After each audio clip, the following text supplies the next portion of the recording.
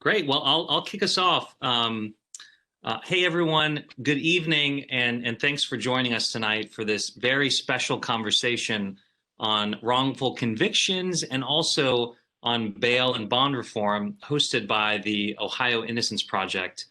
We're just so honored to be joined by Judge Dankoff and Judge Krause tonight for what will be an important conversation about our justice system. My name is Aftab Puraval, and I am the Hamilton County Clerk of Courts.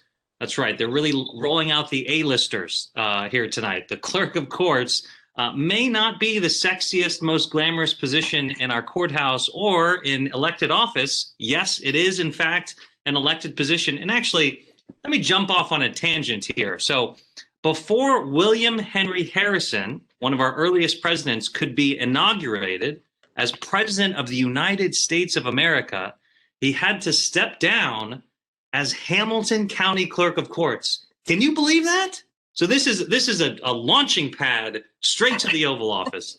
Another small story about William Henry Harrison. So during his campaign for president, he was accused of being too old and too dumb to be president.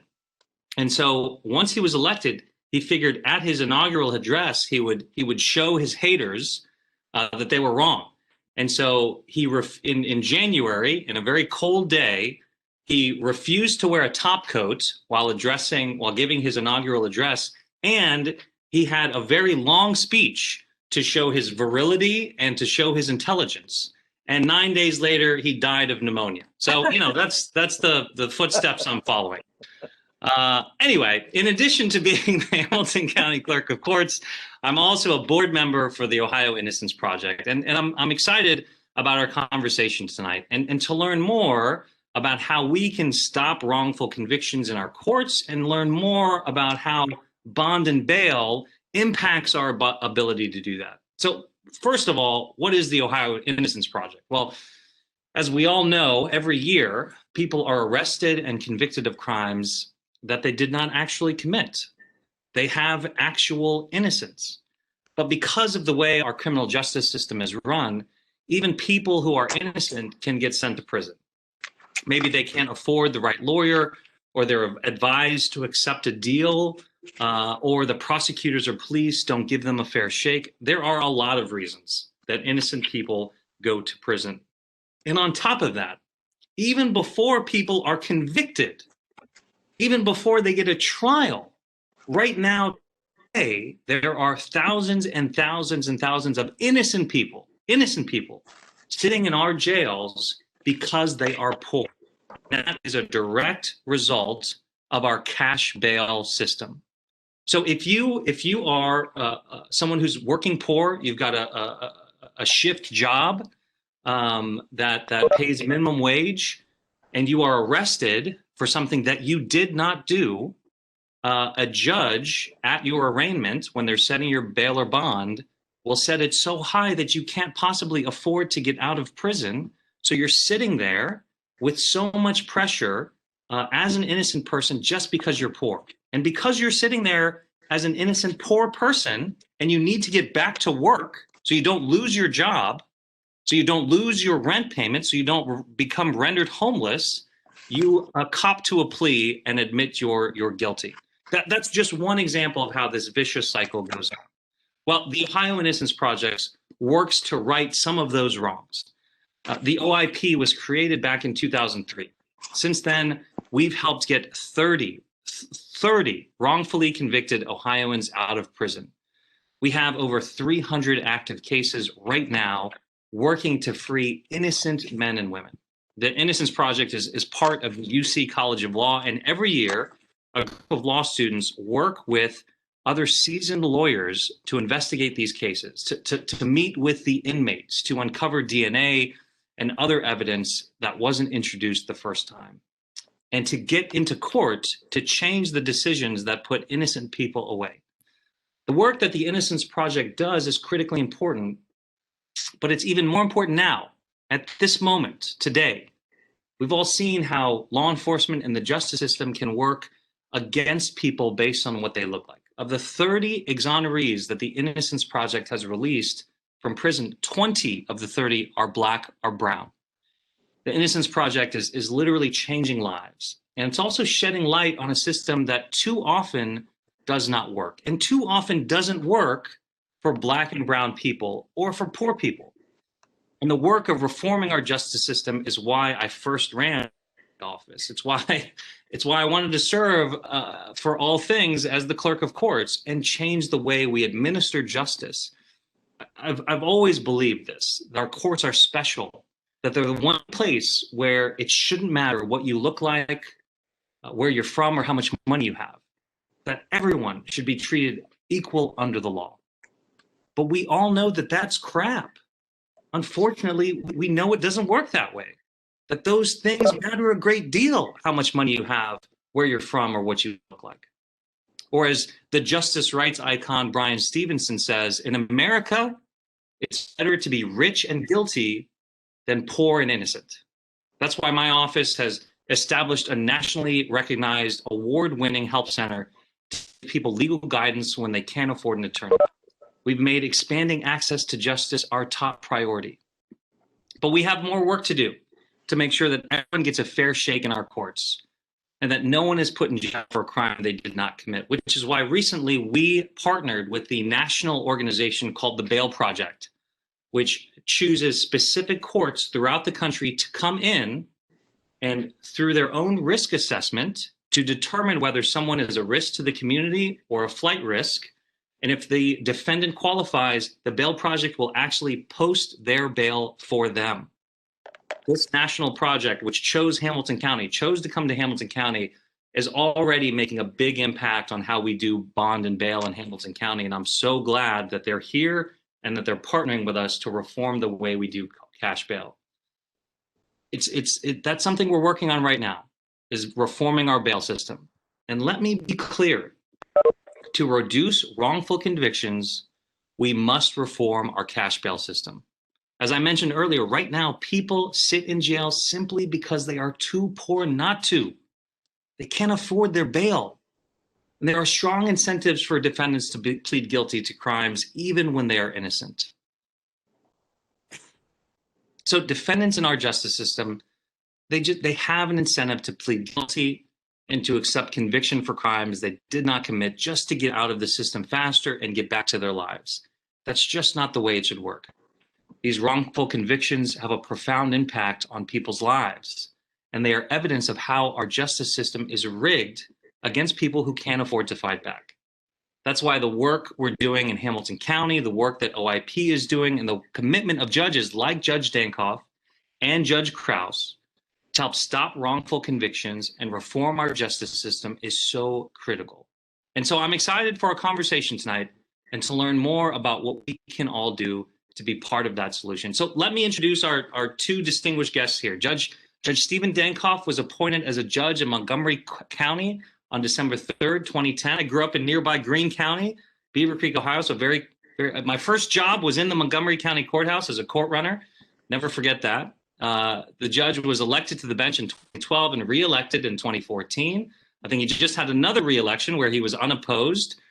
He'll have to share that tip with me, how I can run unopposed.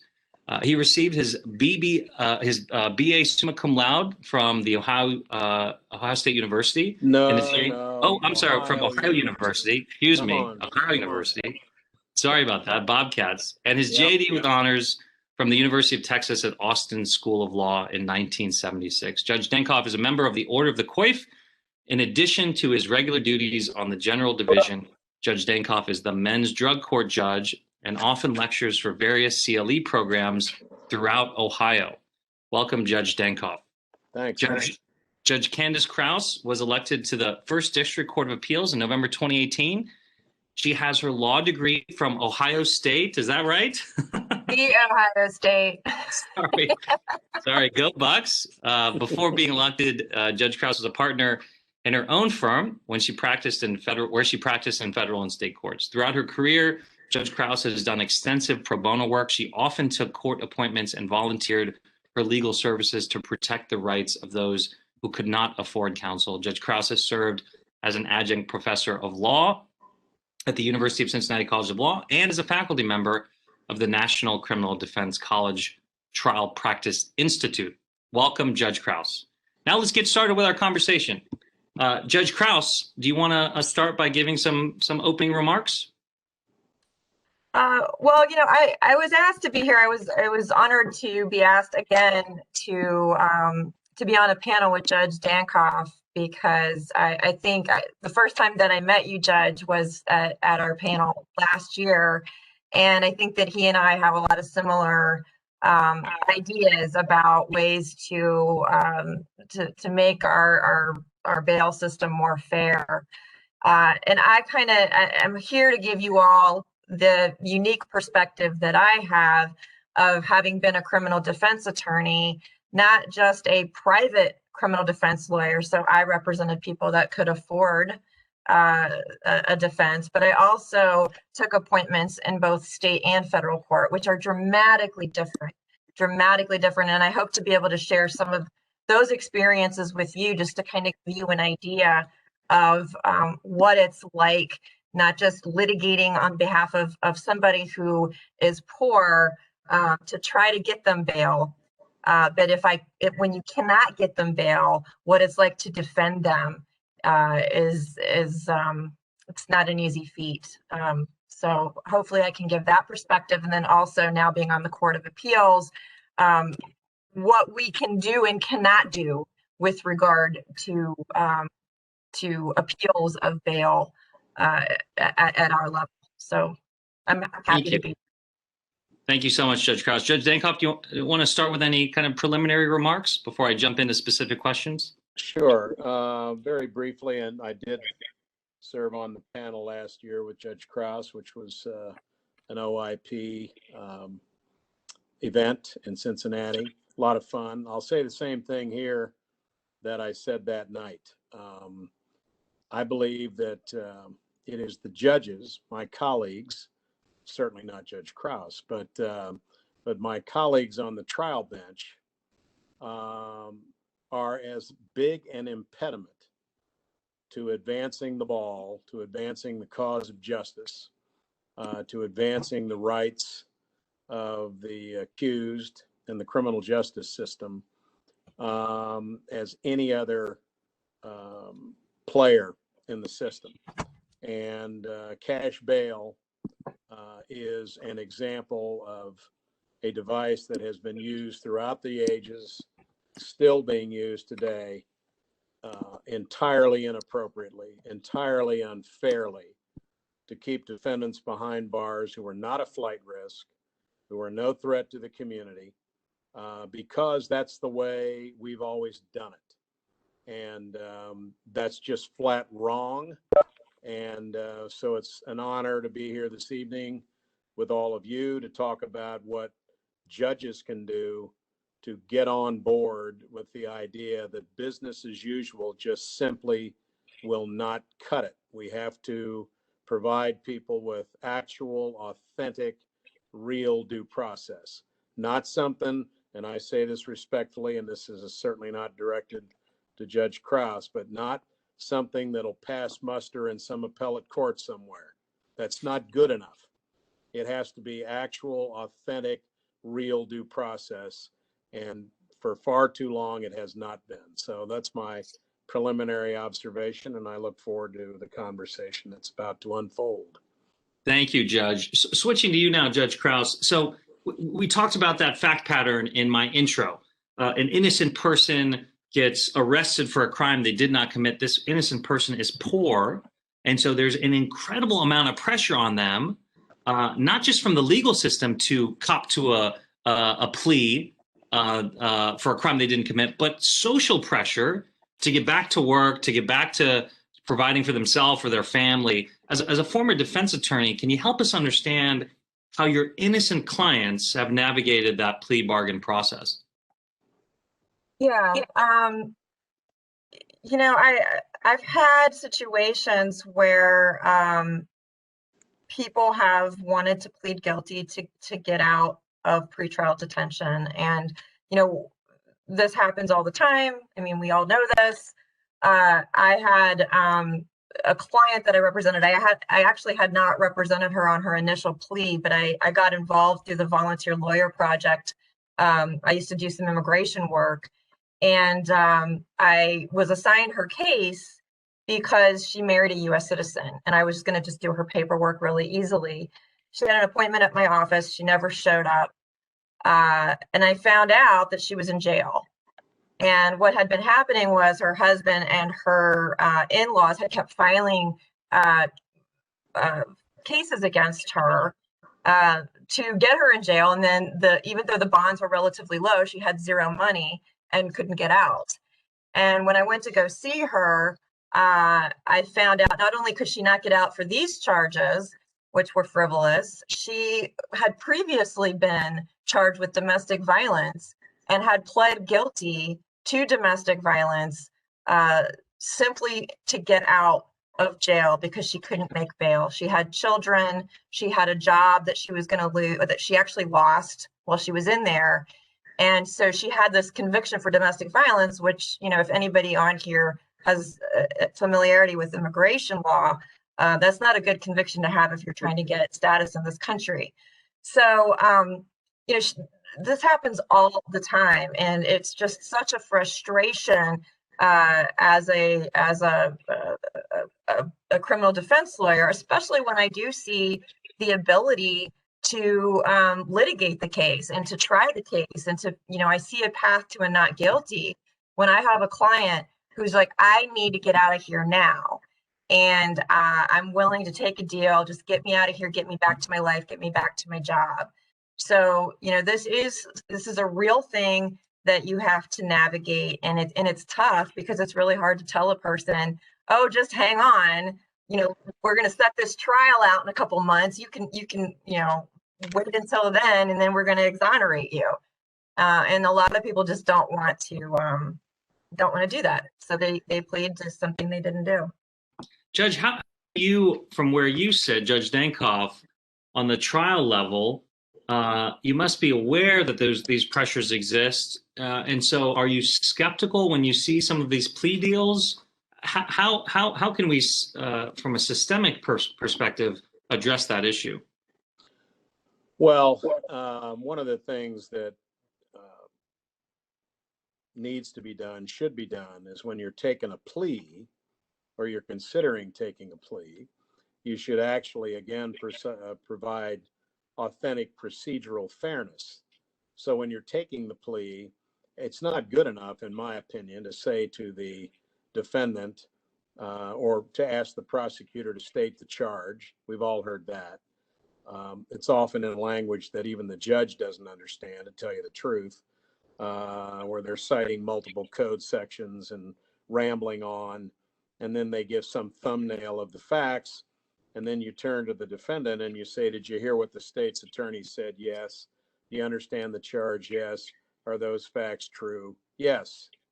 Well, that's really not good enough. You need to, at a minimum, ask them, what was it that you did? What did you do? What is it that you're pleading guilty to? At that moment, oftentimes the plea breaks down because they will quickly tell you that, in essence, they didn't commit the offense. They were provoked, perhaps, sudden passion, fit of rage, maybe a lesser degree offense. Maybe they're telling you that they defended themselves, whatever the case might be. And as a judge, a trial judge, I don't accept those pleas. And then we immediately revisit bail. But to answer the question that we're all about here this evening, is I sit on an 11-judge general division in Montgomery County, in Dayton. And I like to say we're all little snowflakes. We're all unique. We're all different. My view is there's a presumption for bond and bail in Ohio. Period. It's in the Constitution. All right. It's in the Supreme Court decisions. It's sort of like people misunderstand the Daubert case as it relates to the admissibility of evidence. Daubert is a rule of inclusion, not exclusion. In bail and bond, the presumption is that you will get bail and bond, not the other way around. And so I have a vastly different view of bail and bond than almost any of my colleagues on the bench. And when I have the grand jury responsibility, there's one heck of a lot of people that are getting out OR or COR with no cash requirements. And we've done a study, and the study proves that there is absolutely no crime wave that ensues from that. And the situation we're in now is living proof of this. I think Judge Krause talked about that in last night when we were doing some preparation for today. The jails were overcrowded when COVID hit, weren't they? We knew they were going to be a breeding ground for this illness, didn't we? So we started, all of us did, and all of the counties began to try to identify people that we could clear out of the jails because they were not a threat to fail to appear. They certainly weren't a threat to their community, but they were languishing in jail because they had a cash bail that they couldn't make. Well, we started changing those bonds. We've had no ensuing crime wave sweeping the state of Ohio. It didn't happen. It's not going to happen.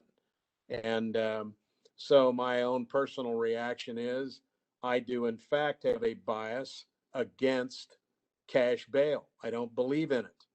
And I also understand, and we'll talk more about that in a little bit, I also understand cash bail is not to be used as a means of holding people in jail to protect the public.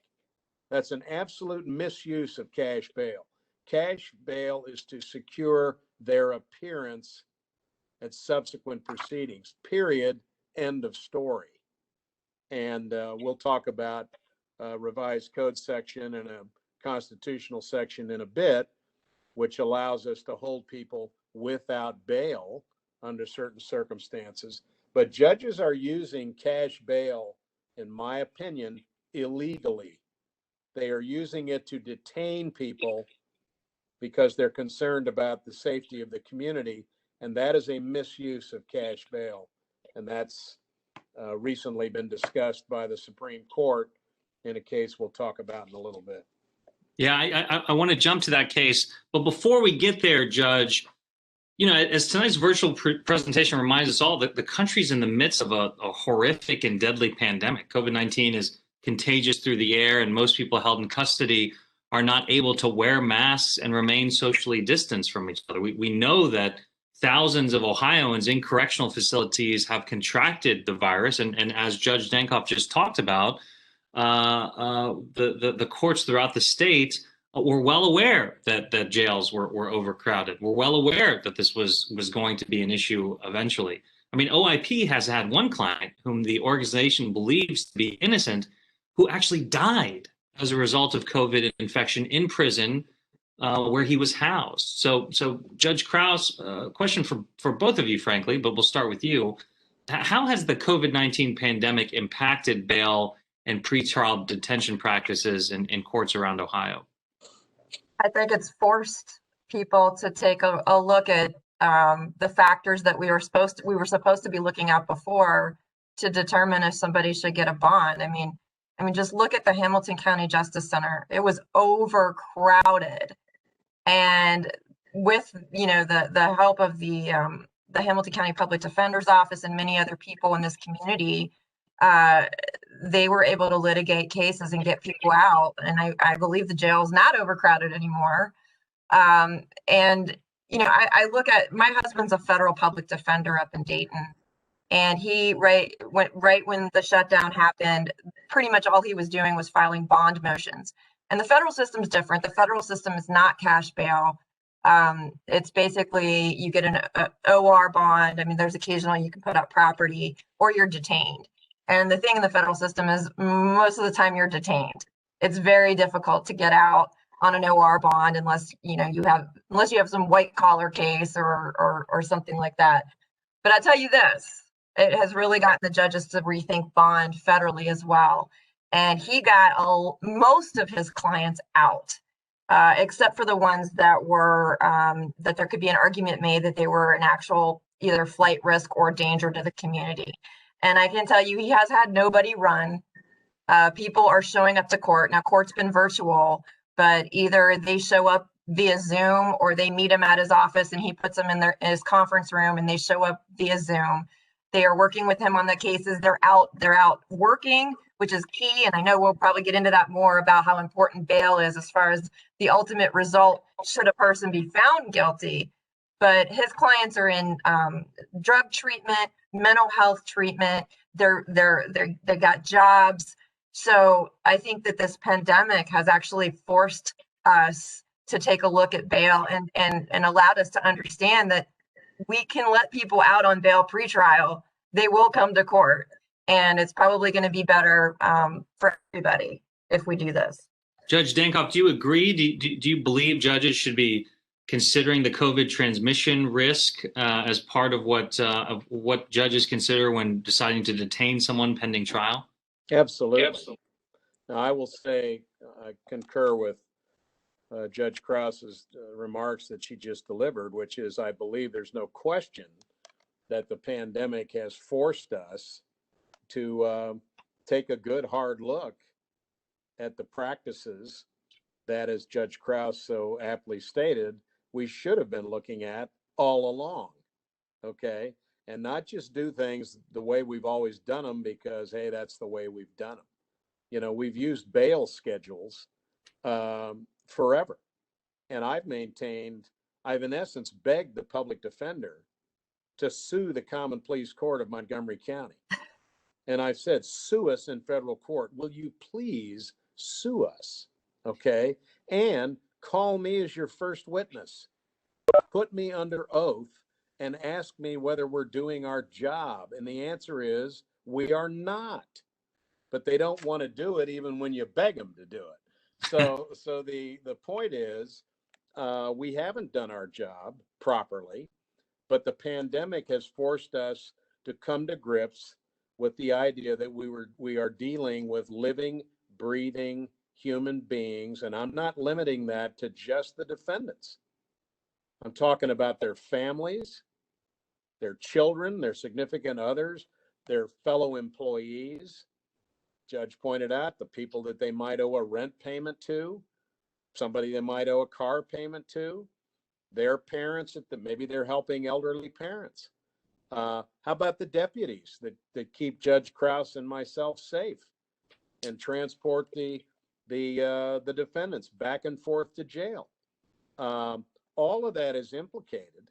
And I believe that even the judges who I would characterize as somewhat recalcitrant as it relates to developments in cash bail and bond that they think are just flatly too liberal and they don't want to do it that way. But I think all of us have looked very hard at this pandemic and the cost in terms of human life. And I don't think there's any question that we are much more thoughtful now about who we're going to keep behind bars than we were before, say, last March when Governor DeWine said, hey, we're going to have to do things a little differently in Ohio. So, yeah, I think it's had that salutary effect for sure. For those students watching this, for those watching online, I hope you know how special it is to hear from a judge like Judge Dankoff. He literally just invited a lawsuit. That's how much of a lion of the court he is and how passionate he is about this issue. So I hope viewers at home appreciate how special this is. But the fundamental point that the judges are making that I agree with is this: when COVID hit, all of these reforms that we have been advocating for years, the courts got religion on because they had to reduce the jail population. And guess what? The world didn't burn down.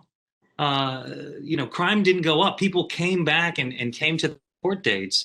And so it's almost, COVID has almost been this little test case. And I think the reforms have passed with flying colors. But frankly, judges, Ohio historically has, unfortunately had many problems with the use of cash bail. But here's the good news. We're starting to get some leadership from the Supreme Court. We have to give them credit. They created a task force on the issue of bail and recently decided a habeas case, Mohammed v. Eckleberry that seems, at least, to be encouraging precedent for understanding bail and this how the new revisions to Criminal Rule 46 now require that a court release a defendant, quote, on the least restrictive conditions that, in the discretion of the court, will reasonably assure the defendant's appearance in court, the protection or safety of any person or the community, and that the defendant will not obstruct the criminal justice process. So for you, Judge Dankoff, that's a lot of legalese for these students, but can you help us understand the current framework in Ohio law on bail, which seems to be focused on these reforms? I'll do my best. The first thing I would say is that, and many of the people that are in the audience tonight are not nearly as old as I. When I was a boy, my hero was Willie Mays, and still the greatest center fielder that ever played baseball, still alive. His glove was known as the place where triples went to die. Task forces are where good ideas are sent to die. Okay, that's what they are. And with all due respect to AFTAB, nice try, but I'm not going to let you get away with it. The task force on bail and bond review, which generated Ohio Criminal Rule 46, the new rule, is of course rife with confusion because that's what task forces do. You bring into a task force all sorts of players, all sorts of stakeholders. Isn't that the word, stakeholders? And the more you get in there, the less chance you're actually going to advance the ball. Okay. And so we had a big task force on bail and bond. And here's the confusion. And I'm going to point it out to you. Ohio Criminal Rule 46B says the court shall release the defendant, as AFTAB just pointed out, on the least restrictive conditions that, in the discretion of the court, now we've thrown the judges some discretion to foul it up, will reasonably assure the defendant's appearance in court, comma, the protection or safety of any person or the community, comma, and the defendant will not obstruct the criminal justice process. And it then goes on to say, any financial conditions shall be in an amount and a type which are the least costly to the defendant, while also sufficient to reasonably assure the defendant's future appearance in court. Well, which one is it? Are we using the money to make you show up in court, or are we using the money to protect the public? And I will guarantee you that judges will read 46B and they'll say, well, I get to use money to hold somebody in jail so that I can protect the public. I guarantee it. All right. So now let's turn our attention to the case that AFTAB just talked about, Mohammed versus Eckleberry. That's Eckleberry. He was the sheriff in that particular jurisdiction, Seneca County. This was a case just handed down on September 25th of this year. So it's almost hot off the press. And what I would direct your attention to is the concurring opinion of Justice Stewart, and this is very important, an opinion concurred in by the Chief Justice, Maureen O'Connor. And this concurring opinion is masterfully written. And it talks about the fact that the purpose of money bail is to secure your appearance only. Money bail is not meant to be used as a device to protect the public. Now, Ohio has a constitutional provision, Article 1, Section 9, that provides that only under limited circumstances can someone be denied bail. And specifically, the legislature passed a revised code section quite some time ago. It isn't new by any means. 2937.222, and it provides that under certain circumstances in connection with certain offenses, and they are enumerated, murder, aggravated murder, felony of the first or second degree, felony OVI, for example, is in there. Believe it or not, menacing is in there. One of the ones that isn't in there in this section is felony domestic violence, one of the most lethal crimes in Ohio. The legislature, when they wrote this, did not have felony domestic violence on their minds. If they rewrote this now, you bet that would be in there. But this provision allows you to hold a defendant without bail, without bond, if the state can prove three things by clear and convincing evidence. Not even a preponderance. It's got to be clear and convincing. The state has to prove that the presumption is great, that the accused committed the offense with which they are charged. They have to prove that the accused poses a substantial risk of serious physical harm to any person or to the community, and that no conditions of release will adequately assure the safety of that person or the community. That's a very high standard that the state has to meet by clear and convincing evidence. And the judge, if the judge is going to do that, has to hold a hearing and has to do it within the time frame specified in the rule. And you know what? Judges don't like that. They don't like those hearings. They don't want to have those hearings. And so what do? They look at Criminal Rule 46B and the confusing language that came out of that task force, and they just keep setting those money bails, and they set them high enough that the person can't possibly make them. The state hasn't had to prove any of the things that would be necessary to hold a person without bail, but that's exactly what they're doing. They are holding that person without bail. And if you look at Justice Stewart's concurring opinion, concurred in by the Chief Justice, and that's big, because that's the direction at least she wants to go. And that is, you can only use money bail to assure an appearance. It cannot be used to protect the public. And that opinion says any other course of action taken by a trial judge subverts Article 1, Section 9 of the Constitution, subverts the intent of Revised Code 2937.222, and in effect allows you to hold somebody without bail because it's so high they can't make it. The effect is you have given them no bail and you've given them no hearing, and the state hasn't had to meet its burden. And that, my friends, is wrong. It's illegal, it's immoral, and it needs to stop. So, all right.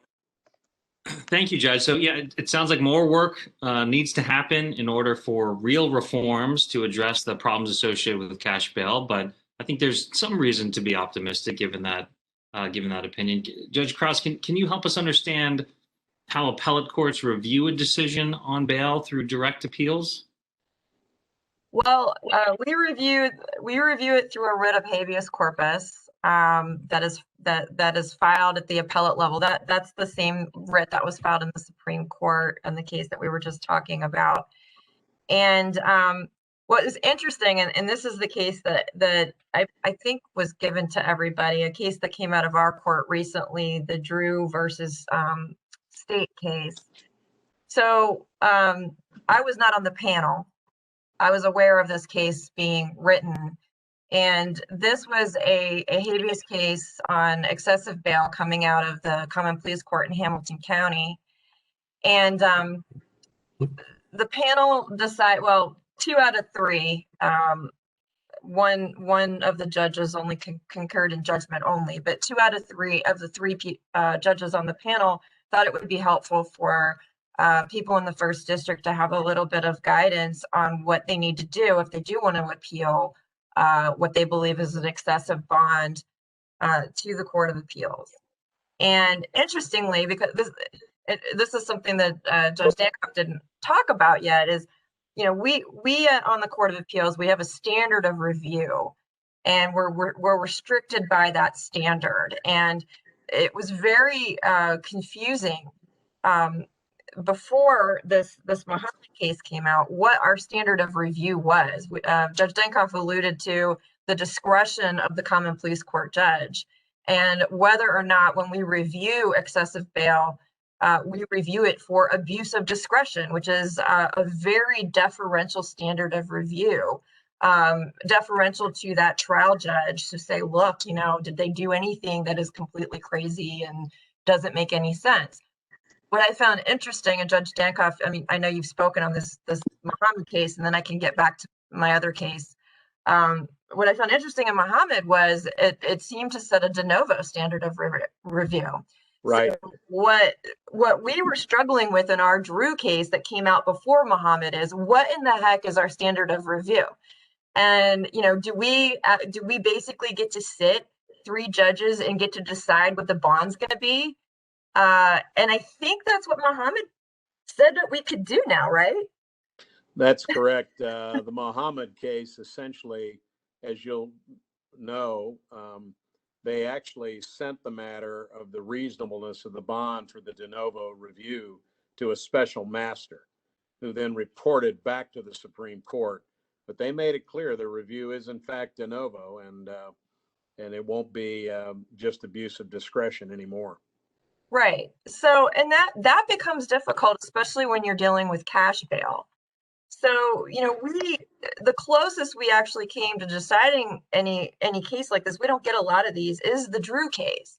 And what we made clear in the Drew case, or the court made clear in the Drew case, is that in that particular case, first of all, at that point, we didn't have the Muhammad case yet, so we weren't quite sure how de novo a review was, or if there was a slight abuse of discretion, or what there was. They never filed a transcript of the proceedings below, so we didn't have that. And we didn't have a lot of information that we would need. Especially now, if you're going to appeal excessive bail to the First District Court of Appeals, and we're going to sit de novo, we're going to need a lot of information. We're going to need all of the Rule 46 stuff that we have to look at. The nature and circumstances of the crime charged, weight of the evidence against the defendant. Granted, he or she is innocent until proven guilty, but that's still criteria that the courts look at. The defendant's financial resources, ties to the community, how long have they lived here? Are they employed? Are they a flight risk? Do they have a passport? Did they turn the passport in? The conviction record, their mental health record. There's all of this stuff that now, as an appellate court, we would get to look at as well. And then, as far as his financial resources, what kind of bond can he afford? And, this was a lot of information that was missing, that in that particular case that we didn't have, because technically we're going to have to decide on a bond, right? Is it going to be OR and recognizance? Are we going to set like a certain amount? And that's going to be very difficult. And that is not something that our court has had to deal with yet, because we just haven't had the right case come up. Thanks, judges. I want to move on now to talking about some of the protests of this past year over systemic racism and racial inequality. It's taken place throughout Ohio and frankly around the country. Most of the protests have focused on race and on police and frontline law enforcement officers, but really it seems the issue of inequality in bail practices are just a little bit different. Unlike police officers and deputies who make quick decisions on patrol, prosecutors and judges have time to consider the evidence and arguments about pretrial release and bail. Yet so often it seems that they're getting those decisions wrong. So Judge Dankoff, from your perspective, why do prosecutors seek pretrial detention in so many cases, and why do judges detain so frequently? Why is that the status quo? I believe, and I'll tell you right now, I'm in the overall spectrum of things, I'm out there. Okay. I am not your run of the mill I know I'm old. I know I'm white. You can tell that by looking at me. But I'm out there. Okay. I have a picture, a New Yorker magazine cover hanging in the courtroom of George Floyd. I have a portrait of Frederick Douglass hanging in the courtroom. Didn't you get in trouble about the George Floyd picture? Did I Yeah, read in the well, paper? I don't like to use the word trouble.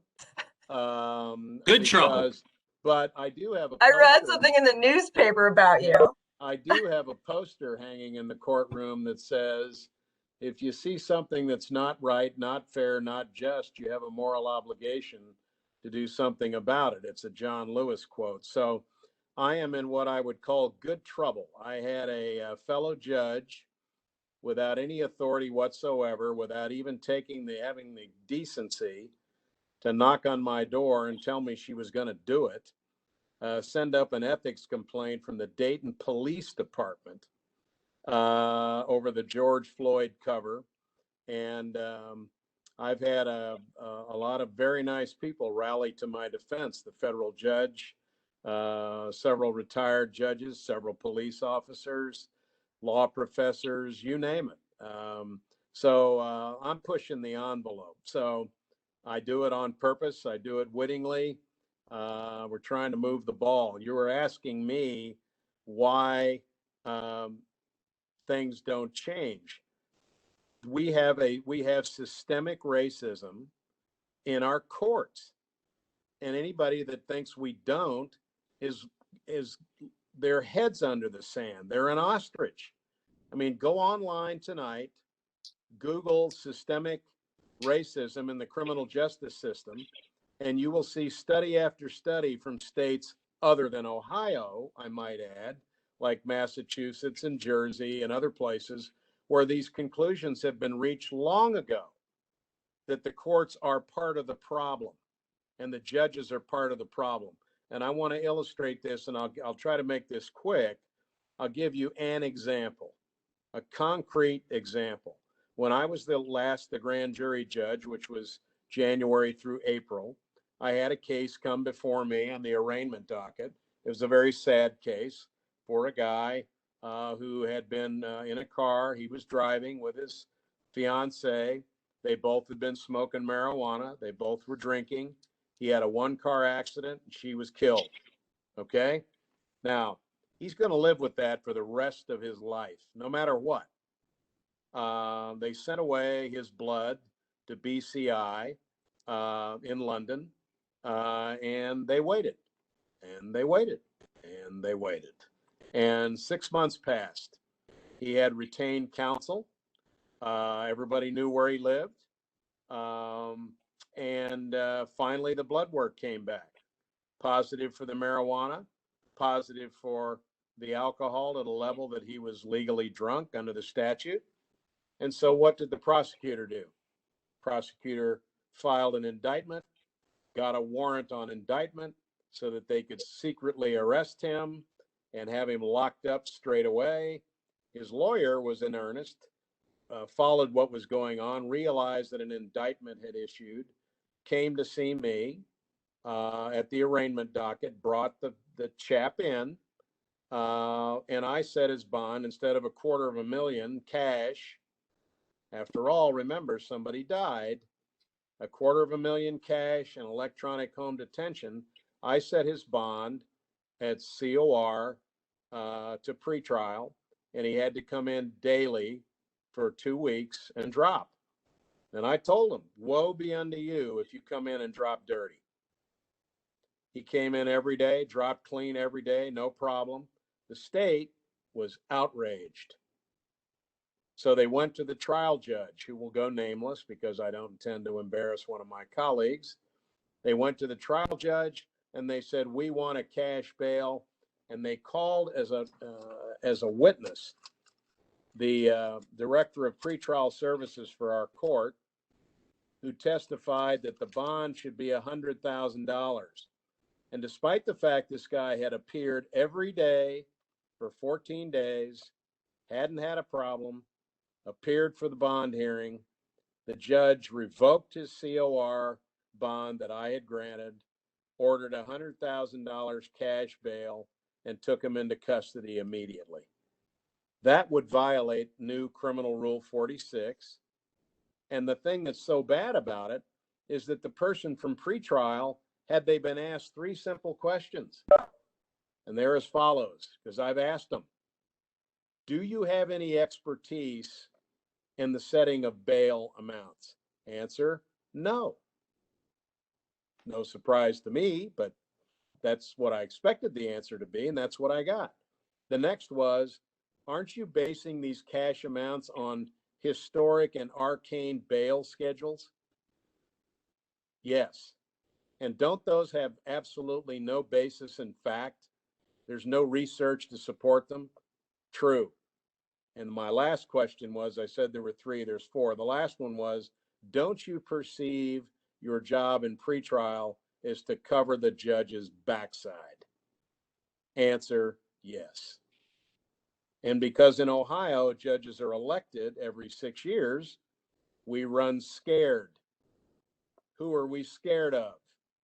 We're scared of the county prosecutor. We're scared of the media. We're scared of the police. They might paint us as liberal pinko commies who are not protecting the public. That's the problem. It's just that simple. The judges do not have, and I've had the same concerns. We're human. You know, I don't portray myself as Clint Eastwood, but at the end of the day, you've got a job to do, and you must do that job. And if you're not up to the task, there's plenty of other things to do in this life besides be a judge. And I had a good career as a lawyer. If I have to, I'll go back to that career, and it'll be no problem, and I'll be a lot better paid than I am now. So there you have it, a concrete example of how judges are, in essence, forced into a situation to set bail at an amount that bore no semblance of reality to that specific case. Yeah, I think Judge Can Nick. I add to that? Please. Another reason why I think that judges and prosecutors don't want defendants out on bond is because I think it forces more guilty pleas, and it makes it more difficult to defend the case. And I mean, it is that way. I've actually heard of judges, even in our common pleas court, who have talked about defendants out on bond who wouldn't take a plea deal, who have made comments about, well, maybe if I revoke their bond, they'll take a deal. And also, and I know this is on a list to talk about, but it makes it much more difficult to defend somebody when they're locked up. So, I mean, of course, they're going to seek detention. Yeah, Judge Krause, can you talk? Let me interrupt, Aftab, let me interrupt just to say I applaud Judge Krause's remarks. They are spot on. And what she's saying in so many words is that cash bail is used to detain people in order to, as they say, marinate them or tenderize them and get them to where they'll take a plea that they would not otherwise take. And that can never be a proper use of bond or bail. That is a moral outrage, and I commend the judge for saying what she just said. Yeah, Judge Krause, as a former defense attorney, can you talk a little bit more about that, about how pretrial detention, about how cash bail leads to wrongful convictions? Well, it is really hard to, I mean, imagine trying to prepare for trial and you have to go and do it at a jail. And you have to look at the different jail options that we have around here. I mean, no offense to the Justice Center over here, but it's not exactly conducive to trial preparation. I can tell you that you have to reserve a room ahead of time. There's not that many available. If you want to go see your client, oftentimes you're stuck in this like weird area. It's like a pod. They call them pods. And then in the middle of the pod is the security glass enclosure, and then you have a little area with picnic table, like metal picnic tables on the outside, and then the cells are behind the glass, and you sit there with your client at a picnic table trying to, go over the case. Now, you can call ahead, and there are ways to get private rooms in the Hamilton County Justice Center to prepare for trial, but it's not easy. Same thing, federally, they keep most of the federal people, at least in this area, in Butler County and Boone County. So first of all, we're talking about lengthy drives just to go see your client, and then having to bring in the discovery. If it's a lot of paper involved and the client wants to see all of the discovery, you got to sit there with them. Sometimes you're not allowed to just give them the discovery. I mean, it's much more difficult to prepare for trial in a jail than it is in your office, clearly. And so, yeah, I think that along with the clients being away from their jobs, away from their families, I think most attorneys, I understand that people have the right to a speedy trial, but that's not always in their best interest when you're preparing for trial. So, a client's going to say that's detained, I want my case tried within the speedy trial time. Very oftentimes I would tell them, I don't think that's in your best interest, right? I mean, we have a lot of work to do to get ready for this. So it's just, when they're out on bond, of course, they don't care about the speedy trial. So it just makes things much more difficult to prepare for trial. And of course, then that would lead to wrongful convictions, especially if you don't have a lawyer that's going to be dedicated to visiting their client regularly to get ready. Yeah. Well, we're at the hour mark. I want to leave some time for Q&A. Judge Dankoff, I'll give you the last word here. There's been some talk in Ohio about a citizen-initiated constitutional amendment that would prohibit the use of cash bail. Judge Dankoff, what would a constitutional amendment do that the courts and legislature have not already done? The notion behind a constitutional amendment is relatively simple, and that is, unless and until judges come face to face with an amendment that says you shall not use cash bail, then they're going to keep using it. The results of the task force, criminal rule 46, and I agree with AFTAB, it is incrementally better.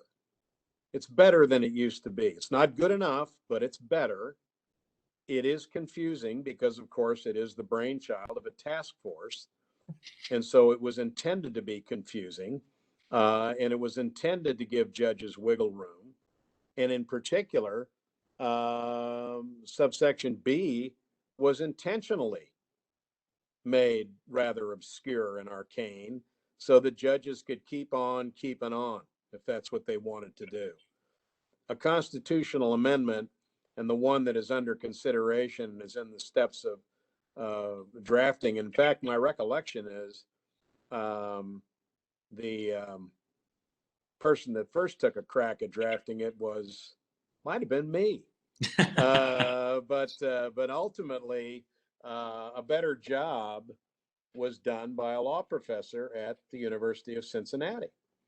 And so the proposed constitutional amendment that is in the hands of Public Performance Partners out of Columbus, which is a think tank, and my friend Hugh Quill, essentially would make cash bail illegal, except in the handful of cases presently mentioned in 2937.222, murder, ag murder, felony 1s and 2s, felony domestic violence would be added to the list because of its lethality, felony OVI because of the lethality of the people committing felony OVIs, and then also, in addition, a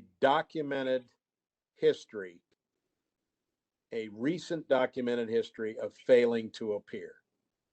If you fail to appear 20 years ago when you're 18 and you've lived a law-abiding life, and you've gone to work and you got a job and you're now 38 instead of 18, that failure to appear 20 years ago isn't going to keep you from getting a bond.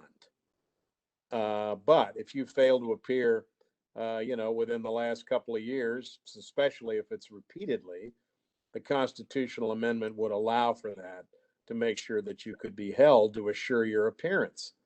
The purpose of the constitutional amendment, quite honestly, AFTAB, is to make it harder for judges to just do things the way they've always done them. And the Constitution, I think, is held in much higher esteem by judges than pretty hard for a judge to rule that the Constitution is unconstitutional. Not so hard for the judge to rule that a statute's unconstitutional. So that's the motivation behind it. And hopefully, I think it'll gather steam. And I think most citizens, when they poll on the issue, citizens understand and immediately gravitate to the unfairness of cash bail. They get it. Ohio voters get it. It's not right. They understand it's unfair. Yeah. Well, that's my time. We're now turning it over to you, the viewers, the students. This is your opportunity to ask Judge Krause and Judge Dankoff questions. I just want to say thank you so much to the judges, to you students, for allowing me to participate, for allowing me to remember what it feels like to be a lawyer. And thank you so much for the honor of being included. I'll kick it over to Pierce and Skylar now. Take care. Goodbye. Well, thank you everyone for coming. If you have questions, the easiest way to be fair to everyone is if you could send them in the chat message or raise your tiny icon hand, and we'll try to get to them as quickly as possible.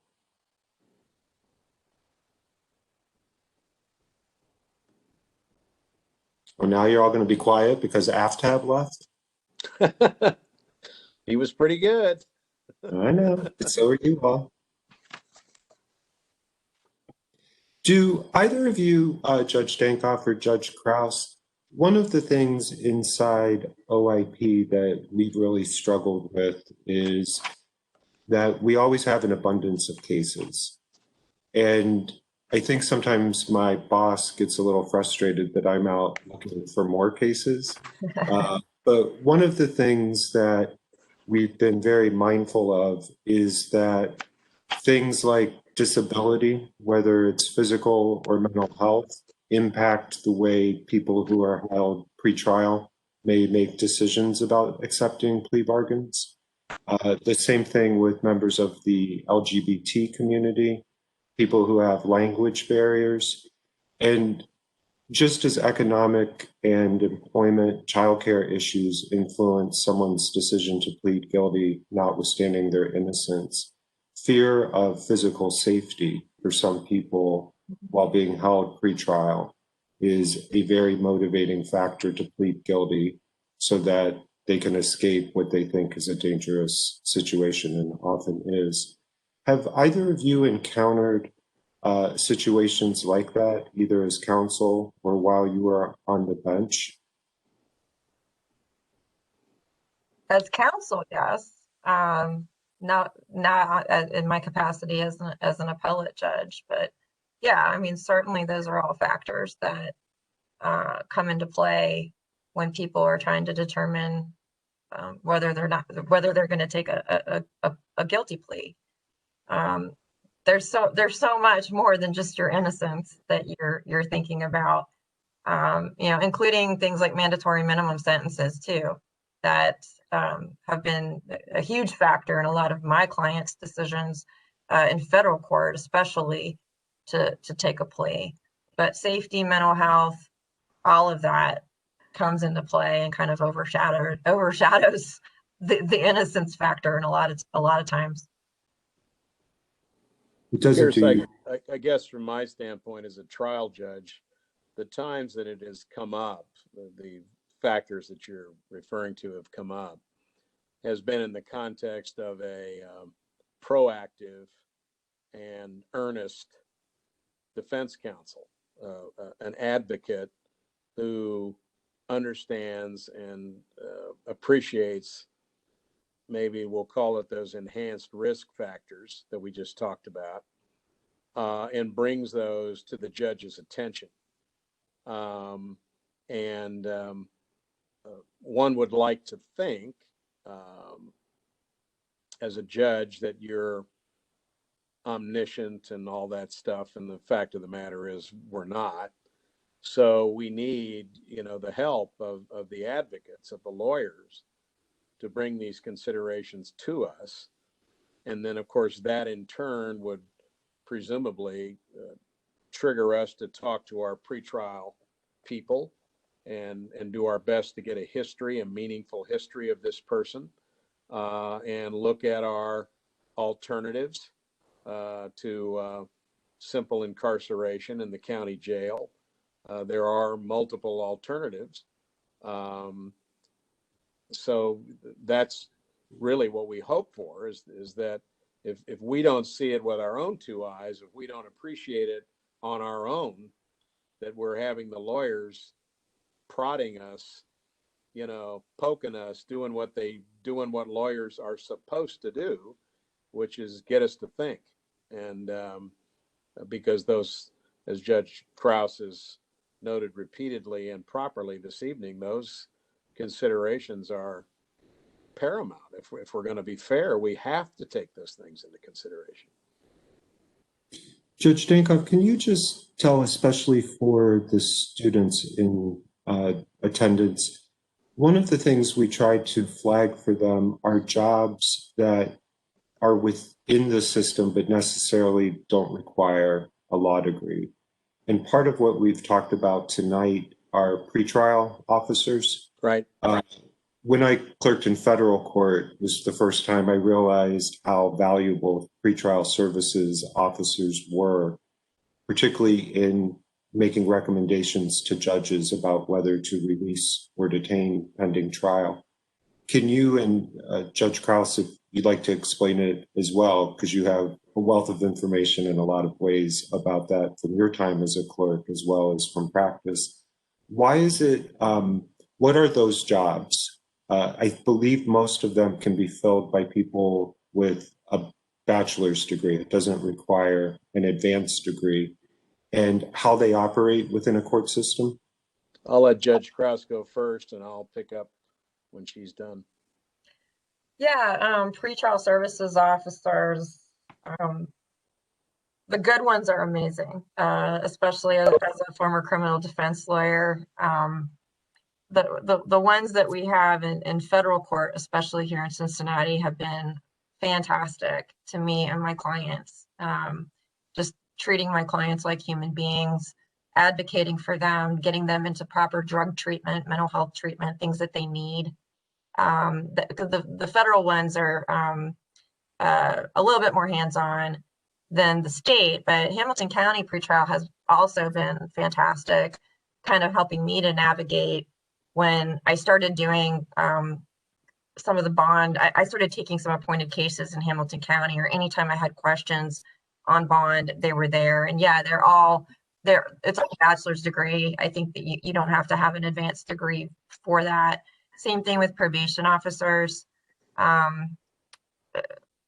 Also, the good ones are amazing and are really, I mean, if you're trying to, people don't really think of that for criminal justice reform, but these are people that are working every day with defendants, and you can tell the ones that really care, and they actually they help people to be successful. And then various court staff, don't necessarily, I mean, the law clerks certainly do have to have law degrees, but bailiffs and various other people, that just the administration that helps the courts run. I mean, these people are vital and so important, and the good ones make sure that the things happen correctly. Judge already hit on a number of things, but certainly I'll just talk about our court. We have a pretrial services department They're in charge of, for example, risk assessment for pretrial release. We've most recently gone away from what's known as the ORAS tool, which is generated, I believe, at the University of Cincinnati. We've gone to the Arnold pretrial tool, which does not require an interview of the defendant. We believe the Arnold tool does a better job of holding down on recidivism and actual risk assessment. So we have people that are pretrial officers that help us assessing risk, setting bail and bond. We have PSI, pre-sentence investigation, and ILC, intervention in lieu of conviction reports that must be written. Those typically are people that have training as probation officers and in supervision of people that are on community control, which of course everybody knows is a buzzword or sounds more important than probation, so we call it community control. We have our probation officers that Judge already mentioned. We have specialized probation officers in the larger communities. We have probation officers that specialize in mental health. We have probation officers that specialize in chemical abuse. We have dual diagnosis probation officers that handle folks that have both types of problems. We have jury management. We have people that work in court administration to summons jurors, interface with jurors, educate them properly, consider them for exemptions from service for one reason or another. We have court administration itself. We have a court administrator. Steve Holland is ours. He used to be the administrator for the Supreme Court of Ohio, so we're pretty lucky. We've got a guy that's got a lot of expertise. We have an HR department, a human resource department. We've got an IT department that helps us with our intellectual technology, although I'd like to take a baseball bat to it more often than not, but they're hard workers and they do the best they can. And Judge already mentioned, all the judges have their own staff, a bailiff, a judicial assistant, which is in essence an electronic court reporter. We have our lawyer that does research for us.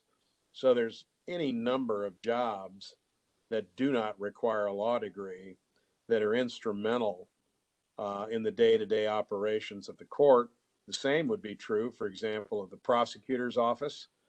They have any number of staff support people that they must have to operate efficiently. Certainly true of the public defender. They have investigators, people that go out and do that work. And then law enforcement itself has any number of people, corrections officers that work at the jail, mental health officers at the jail. There's a myriad of positions in the criminal justice system that would not require a law degree and are instrumental to the work that we do. Thank you. Here's a question from one of the attendees. What can we as activists and community members do, both professionally and socially, to combat the negative consequences of excessive bail and the concept of bail in general? I think that a lot of people, maybe some people on here are already doing it. And that is just doing what you can do to educate the public about the problems with cash bail. And then also supporting the people who, in our case, is a lot of elected officials, supporting those elected officials who are going to be supportive of bail reform. And so, I mean, the only way truly to affect change was to, pay attention to who's in the Ohio legislature. A lot of people overlook that, but that's kind of key, kind of important. Vote for judges, vote for policy makers, and people that are going to implement the reforms that you're seeking. I think that in Hamilton County we had a big election, a lot of new people who were campaigning on bail reform, and I'm hoping that they're going to fulfill those campaign promises with real change, because I think that that's what the voters wanted. I would say, I would echo that, but I would also add that, again, you have to keep in mind that true bail reform is going to come from either a constitutional amendment or a legislature that gets much more serious about it. I think the legislature, notwithstanding the fact that they are far too conservative for my taste, but that ought to be apparent to anybody that's been listening to me prattle on for the last hour or so. But nevertheless, I believe that the legislature, notwithstanding its conservative bent, has finally come to the conclusion that we cannot incarcerate our way out of our problems with crime. It isn't going to work. We are already the United States of mass incarceration. We already incarcerate more people in this country than any other country in the world. And when you have more people behind bars than communist China and Russia, I think we've identified a problem. So the Ohio legislature, I believe, gets it. They know they just can't build more prisons. It will not work. I think they're trying to take a more thoughtful look at drug offenses, for example, which have led to mass incarceration. We've got felony drug offenses now that when I was a young lawyer were misdemeanors. Okay, they're not misdemeanors now, they're felonies. And the legislature is working on that and trying to reduce some of those to misdemeanors again. And guess who's likely to oppose that? Why, the judges. Because we think we have this hubris that we know better than everybody else how to manage these folks. And so it's not, the legislature is very important, as Judge Krause indicates, very important, key player in this deal. But they need to be encouraged by the citizenry and by groups that band together to reflect, you know, we are paying attention to what you are doing. And I don't know if it offends anybody else, but when I see television commercials where people running for judge are talking about being tough on crime, that repulses me. I want to see judges who are right on crime, right about crime, do their job, understand we're a separate, distinct branch of government. We are supposed to be independent. There doesn't need to be a second prosecutor in the room. The prosecutors do a perfectly good job on their own. We don't need to be the second police officer at the table. We need to be a judge. And so the judges need to be held to task, and people that are interested in criminal law reform, like bail and bond, need to understand what is the position of people that are running for judge. What is your position, judge, vis-a-vis cash bail? And those things are important. And as was just shown most recently, you know, you get out and you get people registered to vote, funny things happen, don't they? Well, and one thing about that, at OIP, we do a fair amount of work at the State House. And you're right that as a whole, the Ohio General Assembly is fairly conservative. There is a supermajority in both the House and Senate in favor of the Republicans. And a lot of what we see in Ohio is a bit of a microcosm of what we saw nationally in the splotches of blue against a sea of red. So both Ohio and the country are like that. But one of the interesting allies at the State House on criminal justice reform right now are conservative people who are very focused on the economics of some of these issues, as well as liberty issues. You know, I think sometimes after a political year, we've heard so much rhetoric that we're not really sure what each party stands for anymore. And how many parties are both within the Republican and Democratic caucuses, because it seems like there is a little bit of a multiple personality going on here.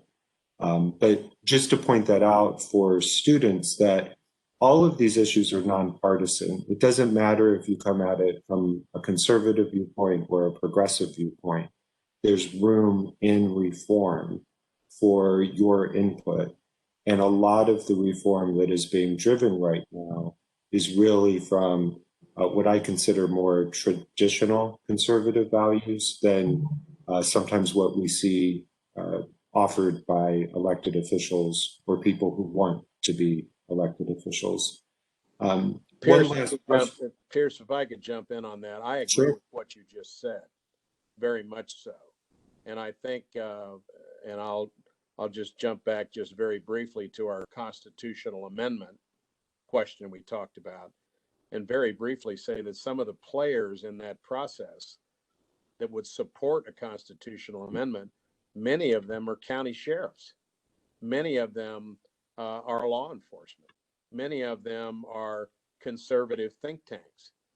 At first blush, you wouldn't think they would be a stakeholder that would be interested in a constitutional amendment on bail and bond reform, but they are.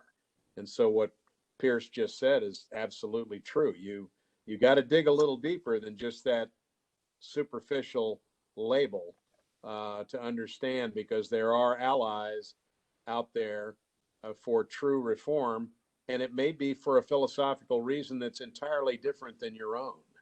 But nevertheless, they'll come together with you because you both see a path forward that would benefit the community.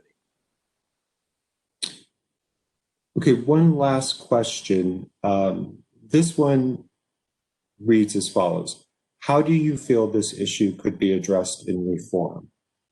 Junk science cases like shaken baby syndrome and arson are often charged as murder cases where nothing may have actually happened.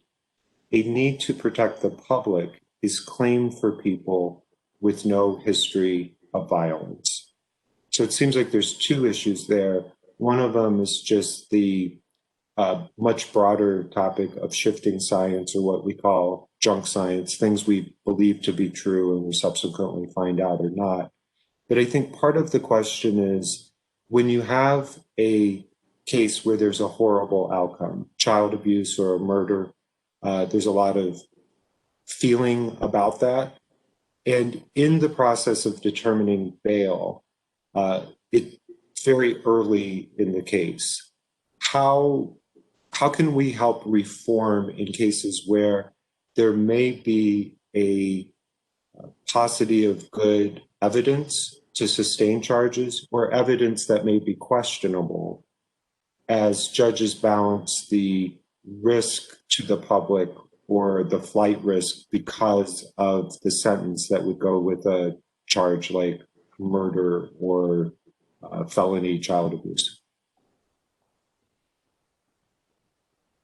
Well, all I can say, I mean, this is coming from being a criminal defense attorney, is that anytime you stand up in court requesting bond for your client, the prosecution is going to say that there's a mountain of evidence against your client.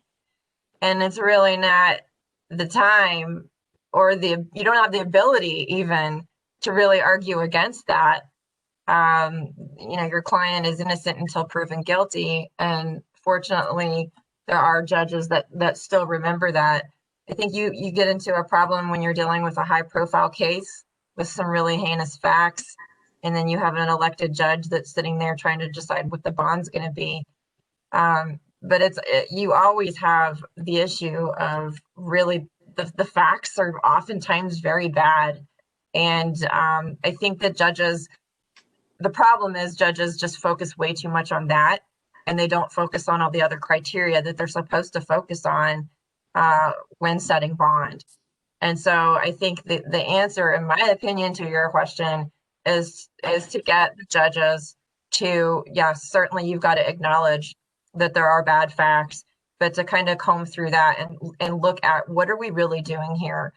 why are we setting bond? Number one, what are we trying to do? We're trying to make sure the person shows up to court and that the person is not a danger to the community. And so, if you have something like, for example, you gave a shaken baby situation, it's a tragic case. We all know that there's junk science behind it. But is really letting that person out on bond going to endanger the rest of the community? So judges just need to kind of take a step back when they're dealing with these really bad facts and understand that, yeah, the public's going to be screaming off with their heads, but you can't fall into that as a judge. And I'll let Judge Dankoff finish up on that one, because he's the one that actually has to be on the hot seat for those kind of cases. Well, I would say, junk science is kind of something near and dear to me.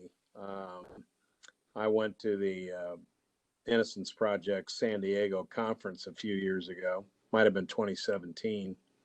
I think I was the only judge in North America at the conference. I found that stunning, actually. But one of the things I learned about was the PCAST report, President's Council of Advisors on Science and Technology, 2016, the Obama administration. And it talked about all of the junk forensic science that unfortunately has polluted our courtrooms. Whoever the questioner was talked about arson. Well, there's some good arson forensic, and then there's things like full room involvement, which is in fact junk science, bogus science, that's found its way into the courtroom, bite marks. We could go on and on. At the end of the day, we have, it still comes back to advocacy of what the lawyers are advocating for their clients. You've got to know your particular judge. My prosecutors quite often do not object when the issue of bail comes up, because they know what I'm going to do anyway. And so they don't bother with it anymore. We'll defer to you, Judge. Thanks. I mean, they know I'm going to do what I'm going to do. So I think it was Justice Stewart, in her opinion in the Eckleberry case, that said something I thought was right on the money, which was the fact that somebody is facing time, the fact that they're charged with a very serious offense and they're facing a lengthy court sentence, a jail sentence or a prison sentence, has no relationship at all to whether they're a flight risk. That's just bogus. But it's an argument that we've heard over and over and over. And I'm sure Judge Krause, when she was a criminal defense lawyer, heard it so many times it made her eyeballs go back in her head, because it's not true. And yet the prosecutors say it over and over again. And they do come to court with junk science. And it's up to the judge to say no. I mean, 72%, I think I'm right about this, Pierce, 72% of the first 325 DNA exonerations secured by the Innocence Movement involved eyewitness testimony, where somebody got on the stand and said words to the effect, "I'll never forget that face as long as I live." And yet they got it wrong. The DNA proved that that person could not possibly have committed that crime. And so how did that eyewitness testimony find its way into the courtroom? Maybe properly, maybe because the trial judge didn't consider the efficacy of that testimony. Maybe a challenge wasn't made to that testimony by defense counsel, and maybe it wasn't brought to task as it should have been. So wrongful convictions, I think we got a new task force, don't we, Judge, on wrongful convictions in Ohio now? So yeah, one of my colleagues is on there. Yeah, there you go. I think Godsey's on there from the Innocence Project, as he should be. I would hope so. But of course, Godsey was on the task force for Criminal Rule 46. So I got to have a word with him about that. But in any event, yeah, these things are all interwound. They all relate to one another. Very complicated stuff, but it's not to say we just keep doing what we've doing because it's not working. We need to be smarter. We need to do things that are evidence-based, science-based. And, that's what the OIP, frankly, is all about. And they are, the work they do informs judges who are willing to receive it and learn from it. Well, thank you both, Judge Krause, Judge Dankoff. It's wonderful to have the opportunity for OIP to help present you to more people. I know that it's a little bit isolating to be a judge. And one of the things that we try to do in all of these events, because we're generally talking about horrible problems for which there are no easy solutions. And particularly after the year that we've had between pandemic, protest, politics, people are just tired. And it's hard sometimes to find a ray of hope in everything that's going on.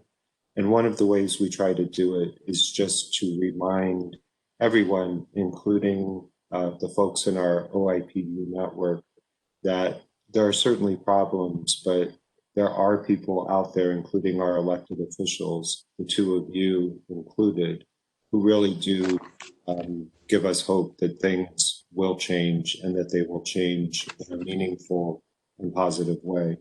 So we're always happy to have your good company.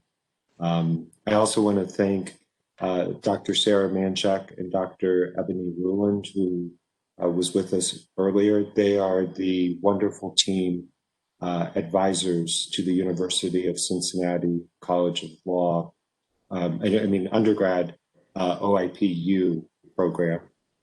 It's a wonderful partnership, and we're sorry that we're saying goodbye to our president this year, Skylar Oxmer, who is with us now.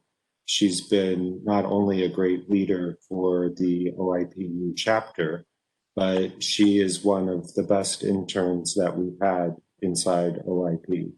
And all of these people give us a lot of hope for the future. So thank you all for joining us tonight. Thank you all for putting this program together. And thank you for all of your wisdom. We really appreciate it. And thank you for having us. It was a lot of fun to talk to everybody and just to see how many people really care about this really important subject. It was a pleasure. Well, don't worry, we'll have you back. Yeah. Hopefully in person at some is... point. Yeah, Judge, nice to see you again. And likewise, always an honor to help the OIP. Well, thank you all. Thank you very much for your time, everybody. Bye-bye. Good evening. Bye. Yes, thank you. Take care. Take care.